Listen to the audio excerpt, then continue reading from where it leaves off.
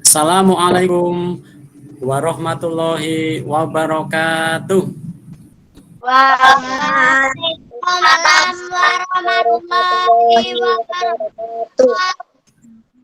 Halo anak-anak, bagaimana kabarnya? Baik. Alhamdulillah, mudah-mudahan anak-anak di rumah selalu dalam keadaan sehat. Amin. Selalu keadaan semangat dalam belajar, walaupun belajar di rumah tetap semangat. Dan jangan lupa harus tetap bahagia, ya. Karena bahagia itu akan memberikan semangat kita untuk belajar. Harus tetap semangat dan bahagia, ya, anak-anak. Anak-anak sekalian, pada kesempatan ini kita akan belajar materi tentang mengenal kitab-kitab Allah. Materi kita pada hari ini adalah mengenal kitab-kitab Allah. Anak-anak, sebelum kita belajar, mari kita berdoa terlebih dahulu, ya. Kita sama-sama berdoa. Lihat pada slide yang Bapak tampilkan di sini, kita doa bareng-bareng, ya. Yuk kita mulai. A'udzu billahi minas syaitonir rajim. Bismillahirrahmanirrahim. Rabbi zidni ilma warzuqni fahma waj'alni minas sholihin. Artinya, ya Allah, tambahkanlah aku ilmu dan berikanlah aku karunia agar dapat memahaminya. Dan jadikanlah aku masuk ke dalam golongan orang-orang yang soleh. Anak-anak, sebelum kita lanjutkan pada materi, mari kita ingat kembali materi yang telah lalu atau materi yang anak-anak pelajari minggu lalu tentang Asmaul Husna. Nah, tentang apa anak? Asmaul Husna. Anak-anak, masih ada yang ingat apa arti Asmaul Husna? Salsa? Nama-nama Allah yang baik atau yang indah. Pinter. Nama-nama Allah yang baik atau indah. Coba Ulfa, apa itu Asmaul Husna, Ulfa? Nama-nama. Apa artinya Asmaul Husna, Ulfa?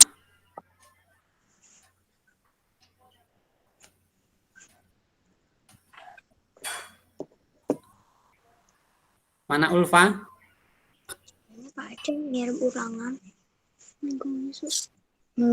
Nama-nama Allah yang baik atau indah.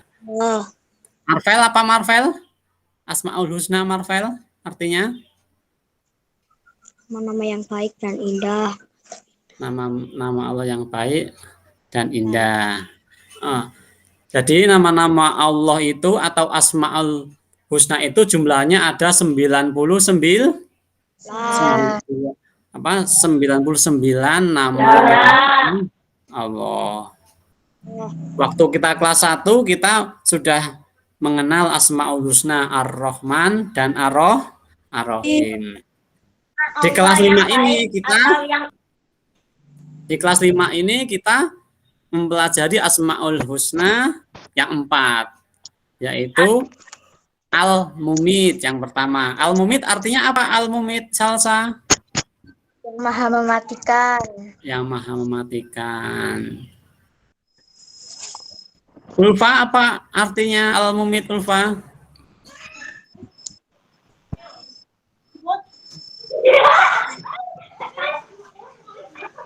Yang maha mematikan. Itu adalah kita refresh materi kita yang telah lalu agar anak-anak ingat kembali materi yang telah kita pelajari. Anak-anak, Pada kesempatan ini anak-anak belajar materi tentang mengenal kitab-kitab Allah. Tujuan kita belajar apa anak-anak?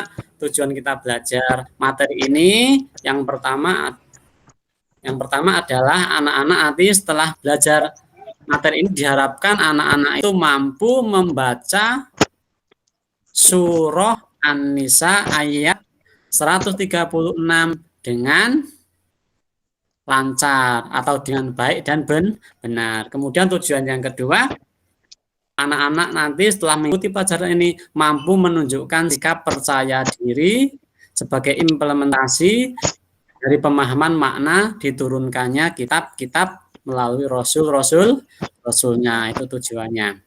Kemudian tujuan berikutnya adalah setelah mempelajari materi ini anak diharapkan mampu menyebutkan kitab-kitab suci yang 4 itu berikut rasul yang menerimanya.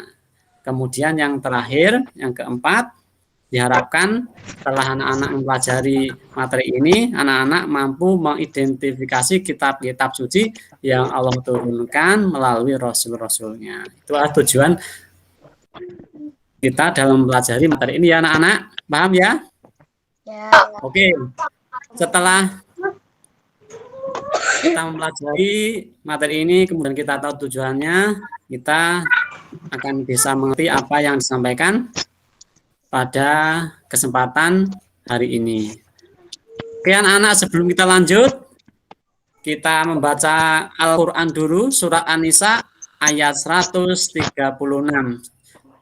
Coba Ulfa ya yang suruh baca, anak-anak kita dengarkan bareng-bareng ayatnya yang akan dibacakan oleh Ulfa ya. Nanti artinya diterjemahkan atau dibaca oleh Salsa ya. Yuk dimulai Ulfa. 1, 2, 3. Yang keras ya.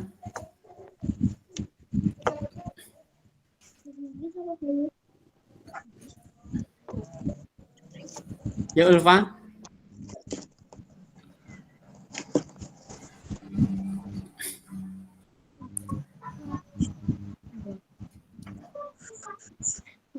Ulfa.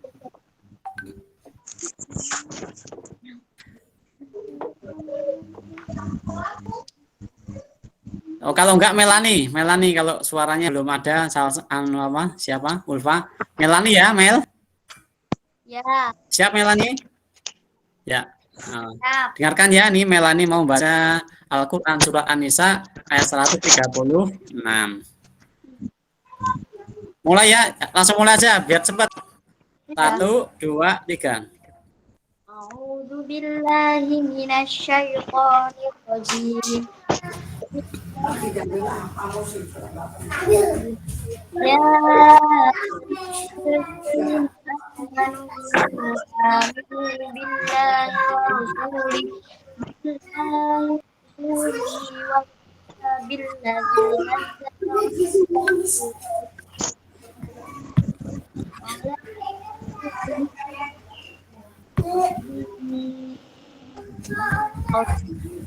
yaikur billahi wa wal yawmil akhir yaumil akhir faqad la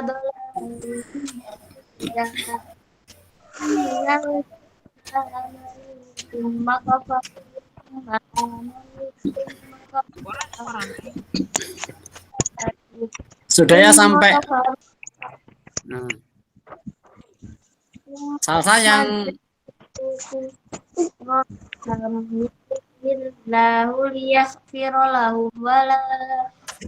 sudah ya sampai itu, sampai wal yaumil akhir faqad dhalalam ba'ida. Itu ya. Sekarang Salsa terjemahkan ya. Ya. Wahai orang-orang Tetaplah beriman kepada Allah dan Rasulnya Muhammad dan kepada kitab Al-Quran yang diturunkan kepada Rasulnya, serta kitab yang diturunkan sebelumnya. Barang siapa ingkar kepada Allah, malaikat-malaikatnya, dan hari kemudian, maka sungguh orang itu telah tersesat sangat jauh. Itu adalah artinya atau terjemahannya dari ayat 136 surah An-Nisa ya. Anak-anak diusahakan di rumah harus gemar membaca Al-Quran ya. Senang belajar Al-Quran ya. Semangat ngaji, semangat belajar, semangat menghafal. Biar bacaannya baik. Coba anak-anak dengarkan Pak Guru baca ya. Diperhatikan di rumah. Nanti di rumah silakan dipraktekkan membaca sendiri-sendiri. Dan diaktifkan tiap hari harus tetap membaca Al-Quran. Karena Al-Quran itu bisa memberi syafaat, bisa memberi pertolongan bagi sahabat-sahabatnya. Sahabat-sahabat Al-Quran itu adalah orang-orang yang suka mengamalkan Al-Quran, suka mempelajari Al-Quran, dan juga membaca Al-Quran. Ya, dengarkan ya.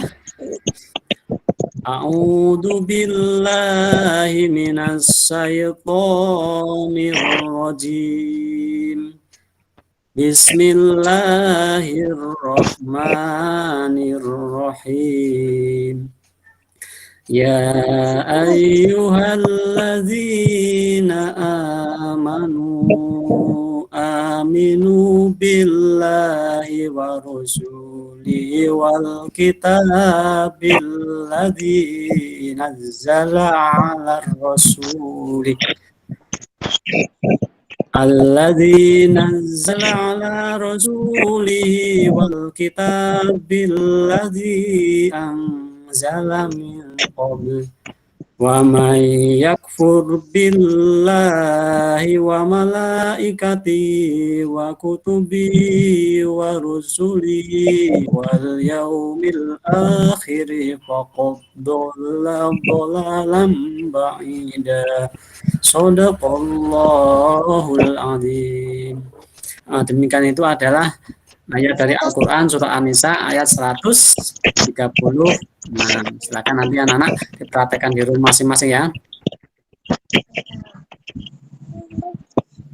Iman kepada kitab-kitab Allah merupakan rukun iman yang ketiga. Jadi kita kalau percaya kepada kitab rukun iman yang ketiga, maka kita wajib mengimani atau percaya. Iman itu adalah percaya kepada kitab yang Allah turunkan kepada Rasul-Rasulnya. Jadi sebelum Al-Quran diturunkan, Allah juga turunkan kitab-kitab sebelumnya. Allah Subhanahu wa Ta'ala menyuruh manusia beriman kepada kitab Al-Quran dan kitab-kitab yang diturunkan kepada para Rasul sebelumnya. Jika kita tidak beriman kepada kitab-kitab itu atau kitab-kitab tersebut, maka orang itu tergolong sebagai orang-orang yang sesat atau masuk golongan orang yang sesat. Bagaimana cara kita beriman kepada kitab-kitab Allah yang Allah turunkan itu? Caranya adalah dengan meyakini, mempercayai dalam hati, meyakini dalam hati bahwa Allah itu telah menurunkan kitab-kitab sebelum Al-Quran itu diturunkan kepada Rasulnya. Melalui siapa? Melalui malaikat Jibril. Jadi malaikat Jibril itu adalah malaikat yang tugasnya menyampaikan wahyu. Kitab-kitab tersebut harus kita jadikan sebagai pedoman hidup untuk menuntun dan mengatur cara kita berbicara, cara kita bersikap, cara kita berperilaku, supaya kita selamat di dunia dan di akhirat.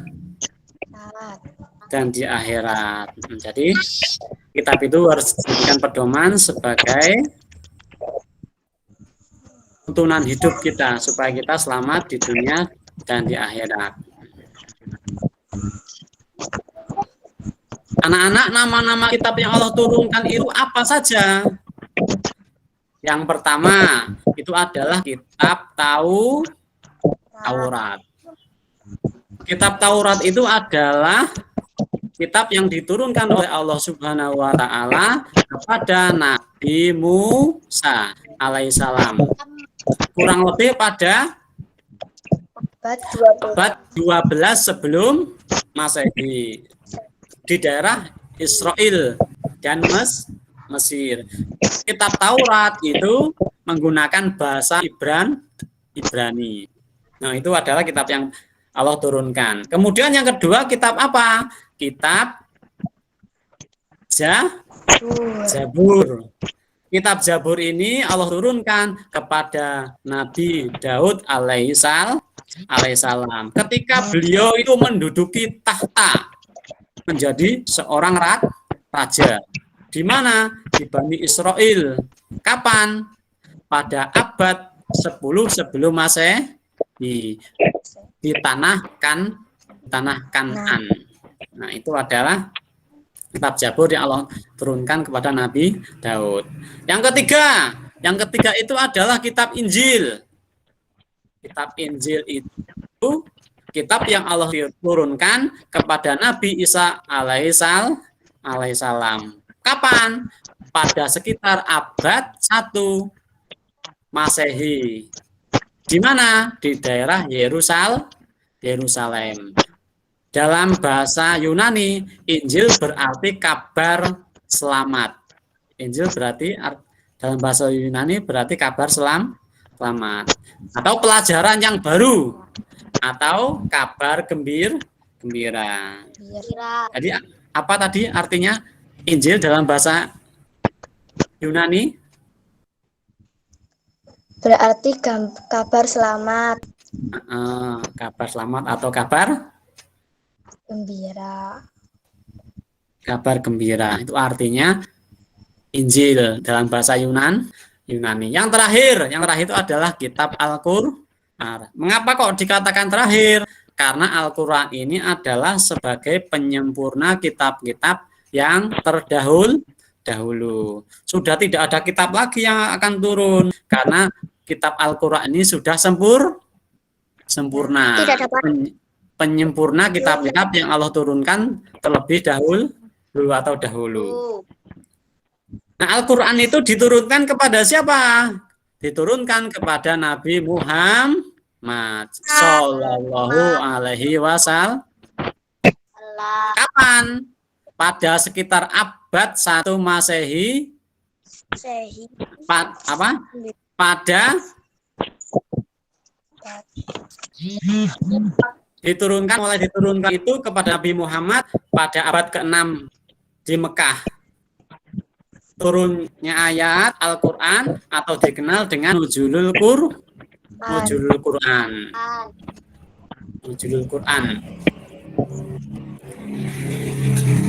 Terjadi pertama kali kapan? Ketika Nabi Muhammad itu sedang berkholwat atau sedang menyepi di Gua Hira. Di Gua Hira itu Nabi menyepi menyendiri berkholwat. Kemudian Allah menurunkan wahyu melalui malaikat Jibril. Turunnya Al-Qur'an itu di Mekah, ya. Turunnya Al-Qur'an menandai awal diangkatnya Nabi Muhammad sebagai Rasul. Rasul apa? Rasul itu adalah utusan Allah. Ketika itu usia Nabi Muhammad itu berapa tahun? Ketika itu usia Nabi Muhammad genap usia 40 tahun. Jadi itu adalah kitab-kitab yang Allah turunkan yang wajib kita iman dan merupakan rukun iman yang berapa, Salsa? Rukun iman yang keberapa? Rukun iman yang keberapa, anak-anak?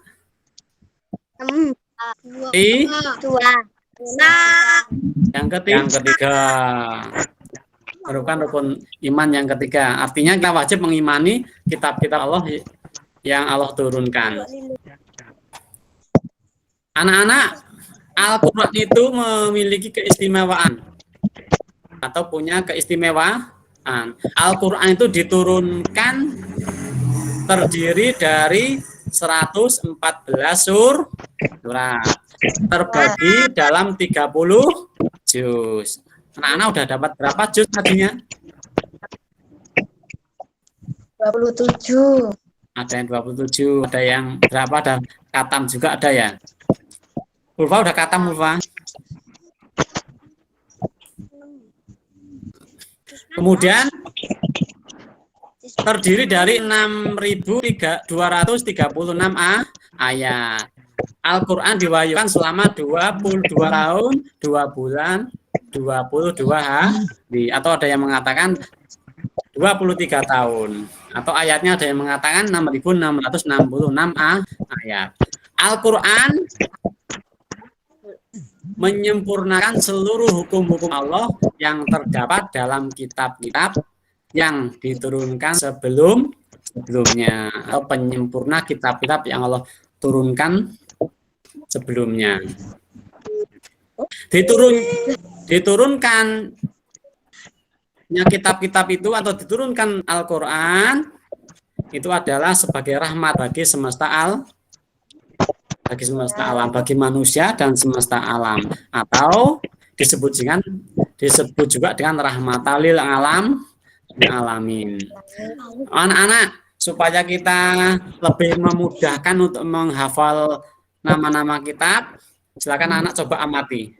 Lihat pada gambar ini, di slide ini, di situ ada empat kitab yang telah Allah turunkan. Yang pertama, kitab apa anak-anak? Kitab Taurat. Diturunkan kepada siapa ini? Nabi Musa alaihissalam. Kemudian yang kedua, Turunkan kepada Nabi Daud. diturunkan kepada Nabi Daud. Yang ketiga, kitab Injil. Diturunkan kepada Nabi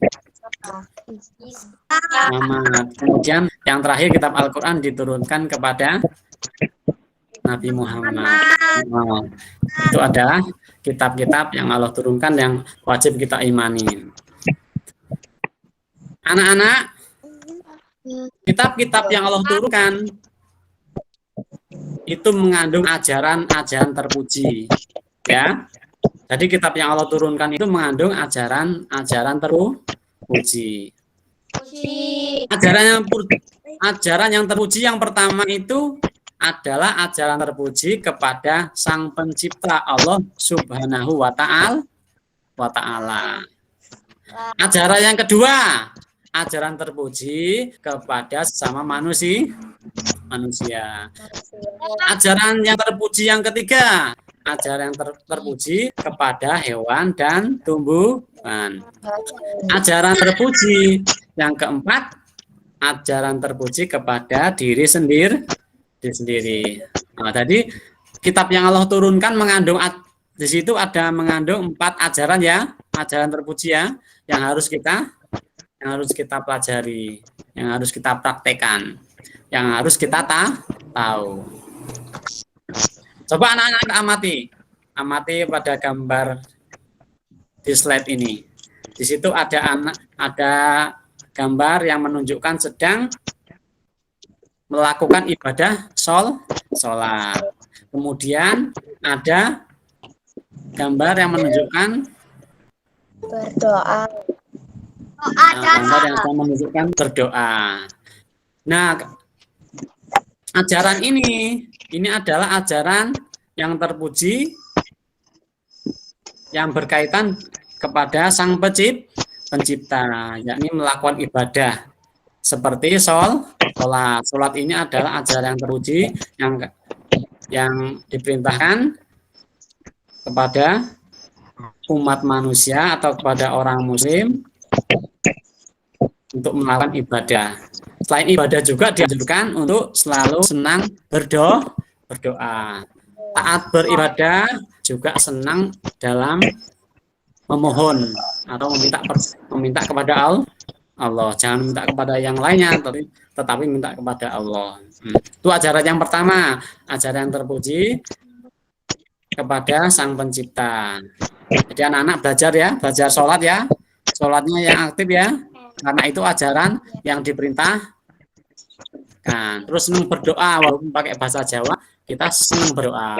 Berdoa terutama kita sama orang tua, jangan sampai ketinggalan. Allahumma firli dunubi wali walida. Ya.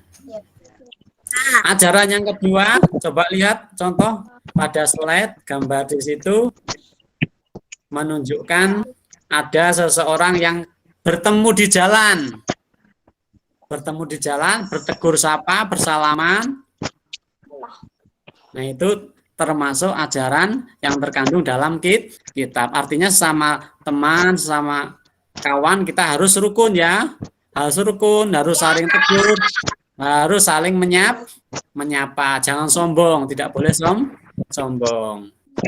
Kemudian yang gambar yang kedua, ada anak yang sedang kena musibah jatuh dari sepeda. Ada temannya yang membantu menolong. Nah, di sini di dalam kitab yang terkandung di dalamnya ada ajaran supaya kita harus saling tolong menolong kepada sesama muslim atau kepada sesama manusia, saling membantu. Kalau ada teman yang susah, kita harus membantu, menolong. Menolong itu ada dengan berbagai cara, ada dengan tenaga, ada dengan materi, ada dengan doa. Tapi kewajiban kita harus saling tolong menolong kepada sesama. Itu adalah ajaran yang kedua, ajaran yang terpuji kepada sesama manusia. Yang ketiga, ajaran yang terkandung di dalam kitab yang Allah turunkan itu adalah ajaran terpuji kepada hewan dan tumbuhan. Jadi tidak hanya kepada manusia saja, tapi juga ajaran terpuji itu kepada hewan dan tumbuhan.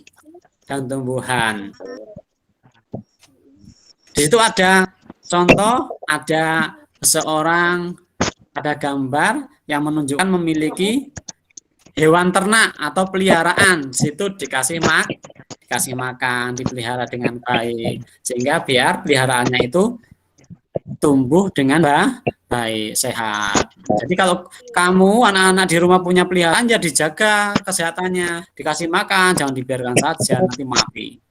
Ya, nanti kurus-kurus ayamnya nggak dikasih makan. Nah, jadi harus peduli kepada hewan, sayang kepada hewan. Punya kucing yang disayang di rumah, dikasih makan, jangan cuma seneng tapi nggak dikasih makan, nanti ya kasihan, namanya nggak sayang ya. Yang kedua itu ada gambar yang menunjukkan sedang menyirami bunga, merawat bunga. Bunga itu ada tumbuhan itu juga termasuk makhluk Allah, makhluk yang Allah ciptakan. Manusia, hewan, dan tumbuhan itu adalah makhluk yang Allah ciptakan yang harus kita saling menjaga. Kalau punya bunga di rumah, bunganya dirawat ya. Punya bunga di rumah, nah, dijaga biar tumbuh subur. Mengapa? Karena tumbuhan itu ada sebagai sumber oksigen. Kita bernapas, menghirup udara yang kita hirup itu adalah oksigen. Oksigen yang kita hirup itu dihasilkan dari tumbuhan. Makanya kita tetap harus menjaga kelestarian tumbuhan yang ada di sekitar kita dengan baik ya. Itu adalah ajaran yang terpuji terhadap hewan dan tumbuhan. Yang terakhir, di dalam kitab itu mengandung ajaran terpuji, yakni lihat gambar pada contoh itu ada gambar yang sedang memotong kuku. Kuku ini harus kita jaga juga, harus kita rawat, harus dipotong setiap hari Jumat, disunahkan setiap hari Jumat kita potong. Artinya apa? Ini menunjukkan bahwasannya kitab yang Allah turunkan itu mengandung ajaran terpuji supaya manusia itu cinta akan cinta akan kebersihan. Baik diri sendiri, badan kita harus bersih, kuku harus bersih, badan bersih, pakaian juga kita harus bersih, lingkungan kita harus bersih, semuanya harus dijaga kebersihannya. Kita punya kamar kita harus jaga kebersihannya, harus tetap bersih. Di sekolah kita harus bersih, kelas kita bersih, lingkungan kelas harus bersih. Semuanya dijaga kebersihannya. Karena apa? Kebersihan sebagian daripada iman. Contoh yang kedua, gambar di situ ada anaknya sedang berdandan, berbenah diri, merapikan diri. Nah, di dalam kitab yang Allah turunkan juga itu mengandung ajaran bahwasanya sebagai seorang muslim kita juga harus rapi badan kita, rapi lingkungan kita, rapi apa yang ada di sekitar kita. Jadi harus rapi. Kalau rapi itu kan kelihatan indah. Allah itu indah, menyukai sesuatu yang indah. Coba kalau berantakan, di mana-mana ada baju berserakan, gelas-gelas di mana-mana, dilihat kan nggak enak ya. Tapi kalau ruangan itu bagus, di rumah itu rapi, dilihat itu akan indah. Nah, itu adalah ajaran yang terkandung dalam kitab yang Allah turunkan. Anak-anak, nah, sebelum kita akhiri materi kita pada hari ini, dapat kita simpulkan pelajaran kita pada hari ini. Mari kita baca bareng-bareng kesimpulan pada pelajaran hari ini. Kesimpulan yang pertama yang kita dapat dari materi yang kita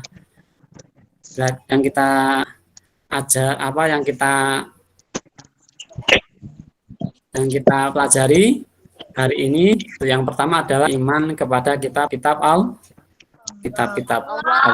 Subhanahu wa Ta'ala, yang merupakan rukun iman yang ketiga.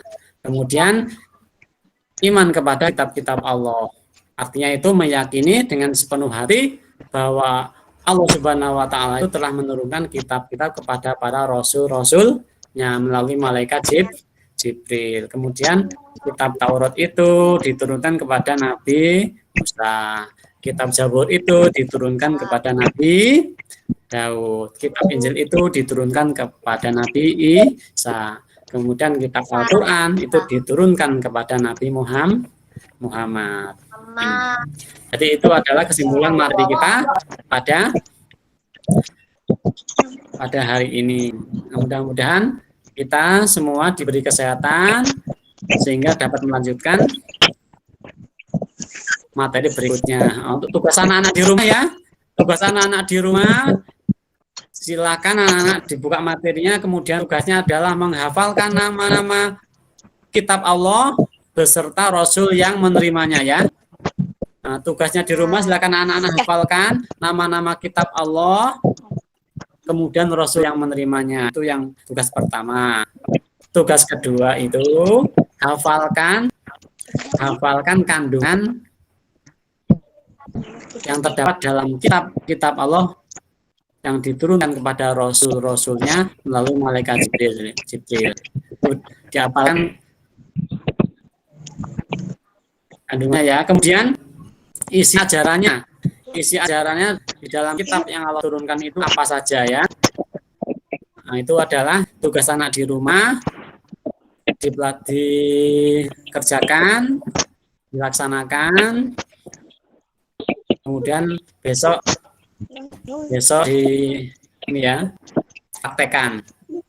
dipraktekkan.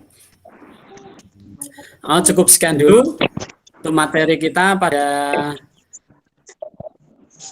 kesempatan hari ini. Mudah-mudahan kita diberikan kesehatan dan diberikan umur panjang.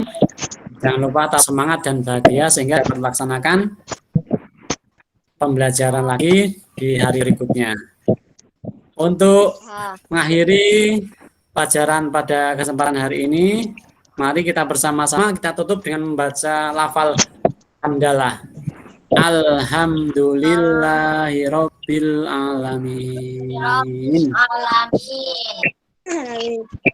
Sekian, mudah-mudahan bermanfaat. Sampai ketemu lagi anak-anak ya. Sampai ketemu lagi. Selalu bahagia dan semangat ya. Nah, Bapak akhiri. Assalamualaikum warahmatullahi wabarakatuh.